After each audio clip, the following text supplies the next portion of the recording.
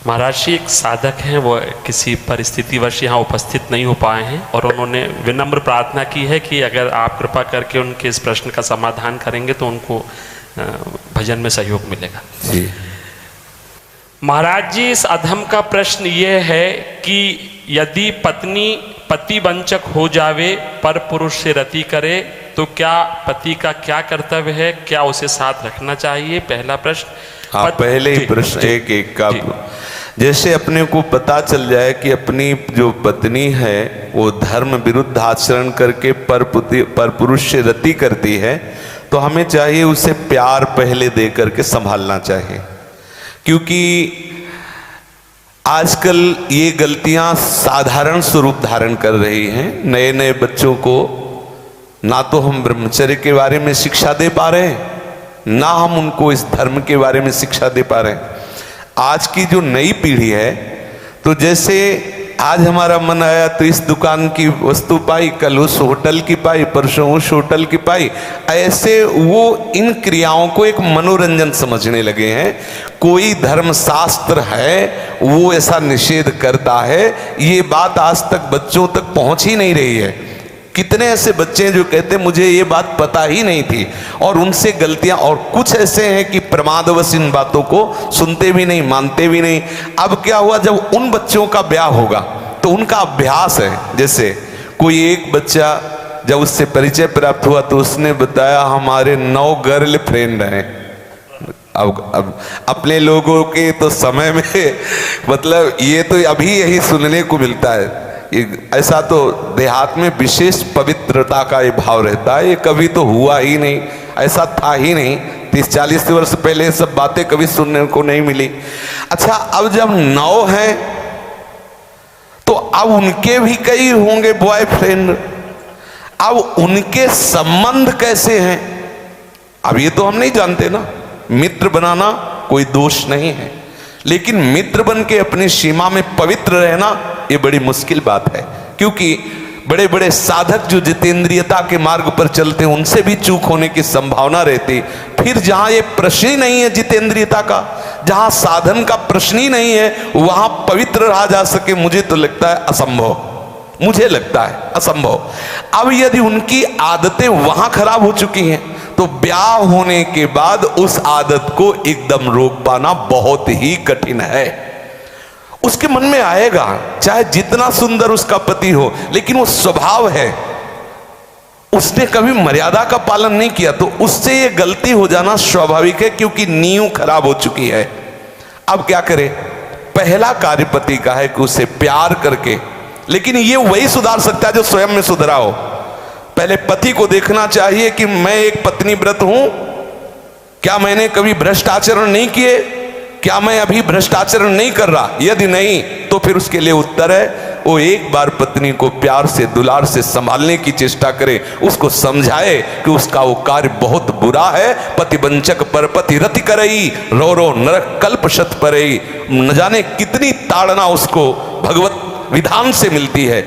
यदि आपको पति थोड़ा कुरूप मिल गया है, थोड़ा योग्य नहीं है, और आप ऐसा दुराचार इस भाव से, तो वो बहुत दंड का कारण बनेगा, वो बहुत हानि का स्वरूप है। अब हमें उसके सुधार के लिए उसे प्यार देने की आवश्यकता है, उसे समझाने की आवश्यकता है, उसकी आवश्यकता को हम महत्व दें। उसे प्यार के द्वारा, ऐसा नहीं है जो अंग खराब हो जाता है हम औषधियों के द्वारा उसे पुनः ठीक करते हैं। जब ऐसी स्थिति हो जाए कि पूरे शरीर में सड़न हो तो फिर कटवा देते हैं। जब ऐसी स्थिति हो जाए कि बहुत बार समझाने पर भी धर्म विरुद्ध आचरण, तो फिर अपने भारतीय संविधान में तलाक की व्यवस्था है, फिर वो विधान कर ले। मारने पीटने की जरूरत नहीं है, उसको साबित करके कि आपको बहुत बार समझाया लेकिन आप धर्म विरुद्ध आचरण करते हैं और मैं धर्म के मार्ग में चलना चाहता हूं, इसलिए हम आपको प्रणाम करते हैं, नमस्कार करते हैं, आप अपना मार्ग चयन कर लीजिए। दंड देने का विधान सरकार को है, स्वयं को नहीं। पहले प्यार के द्वारा समझाए, ना समझ में आए तो संबंध खत्म कर दे, लेकिन उसे किसी भी तरह से ऐसे प्रताड़ित ना करे जो हमारे राज्य विधान के विपरीत पड़े, जो हमारे राज्य संविधान के विपरीत पड़े। पहले प्रश्न का उत्तर है। महाराज जी, पत्नी के लिए प्रायश्चित क्या है? क्या भजन से उस स्त्री का कल्याण हो सकता है? भजन से किसी का भी कल्याण किया जा सकता है। अगर वो व्यभिचारिणी पत्नी है और हमारे प्यार से वो सुधरना चाहती है तो भगवान नाम का आश्रय लेकर के उससे मार्ग में बढ़ाना चाहिए। वो निश्चित भगवत प्राप्त हो जाएगी, उसका निश्चित सुधार हो जाएगा। जब वैश्याएं भगवत प्राप्त हो गई तो वो क्यों नहीं हो सकती? गलती किसी से भी हो सकती, पहले गलती देखने वाले को देखना चाहिए कि मेरे अंदर गलती है कि नहीं। यदि नहीं है तब ये प्रश्न आता है संभालने का, यदि है तो पहले आप अपने में ब्रेक लगाइए। आप चलो भ्रष्ट आचरण से और उसको बनाना चाहो पतिव्रता तो असंभव। यदि आप सत्य मार्ग से चलोगे तो आप में वो दम है, वो प्यार है, उसे समझाया जा सकता है। कितने ऐसे सद्भावना वाले हुए हैं कि संस्कारवश वैश्यालय में फंसी हुई लड़कियों को उन्होंने पत्नी स्वीकार किया और एक सदगृहस्थी की तरह जीवन उनको यापन करने का अवसर दिया। फिर वो तो पत्नी है, यदि वो स्वभावश गलती कर जाती है तो ऐसा नहीं कि आप उसको दंड दें। प्यार के द्वारा आदत है बिगड़ गई, उसे संभाला जा सकता है, आदत से सुधार किया जा सकता है। यदि नहीं सुधरती तब त्याग का प्रश्न उठता है, फिर उसे त्याग दे देना चाहिए। दंड देने का अधिकार नहीं।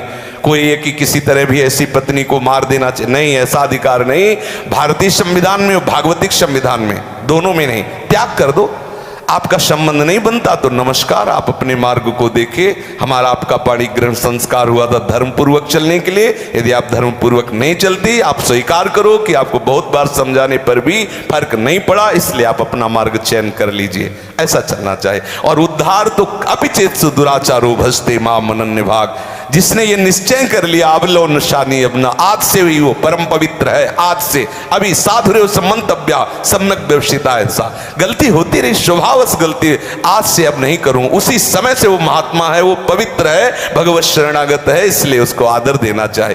कल ये पापी था, ऐसी बात ध्यान करके हम उसका कभी अनादर न करें। कल भूल से उससे गलती हो गई, आज उसने निश्चय कर लिया अब नहीं करूंगा, उसे भरपूर प्यार। मुझे तो लगता है प्यार से पशु को अधीन किया जा सकता है तो स्त्री को क्यों नहीं अधीन किया जा सकता? मुझे तो लगता है यदि हम उसकी एक एक वृत्ति को अपने प्यार में पगा दें तो संभाला जा सकता है। प्यार एक बहुत बड़ी सामर्थ्य है, प्यार में बहुत बड़ी सामर्थ्य है। कोई कितना भी गंदे स्वभाव का पुरुष हो या स्त्री हो, यदि वो परस्पर एक दूसरे को प्यार देने लगे तो सबको प्यार की भूख है, सबको प्रेम चाहिए, सबको चाहिए अपनापन। हो सकता है आपके द्वारा वो अपनापन उसे ना मिलता हो जो उसे चाहिए, अगर वो पूर्ण होने लगे तो हो सकता है उसका स्वभाव सुधर जाए। हमें हर तरह से पहले प्रयास करना चाहिए कि हमारी पत्नी हमारे भाव के अधीन हो जाए, हमारे सत्मार्ग में चलने वाली बन जाए। जब ऐसा ना हो तो अंतिम बात है त्याग दे, उसे दंड विधान के द्वारा स्वयं दंड न दे।